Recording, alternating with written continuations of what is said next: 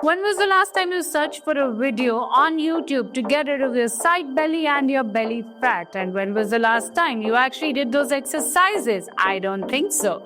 Because those must have been strenuous and difficult exercises. But today I bring to you easy, simple, effective exercises to lose your side belly fat and your belly fat. There's no restriction and no foundation. You can do it even twice a day, thrice a day. There is no problem at all because they are so easy to do. You won't even believe that you're actually exercising. And these can be done in the comfort of your home and they're completely beginner friendly. Go on friends, touch yourself. If you can feel a fat which you can actually feel and hold on to while you're trying to touch this area, that means you definitely have belly fat. And what about this side hanging belly fat? It often poses a cause of concern because it's not just not looking nice physically, but also otherwise it can have many health issues. Especially you can get into CVD, diabetes, and you can also have hypertension. So this belly obesity, this central obesity is not good for you. So quickly comment below and tell me if you want to lose your central belly fat, your side belly fat, or both. So let's begin this super easy and simple 1-minute belly fat exercises to lose your belly fat and your side belly fat.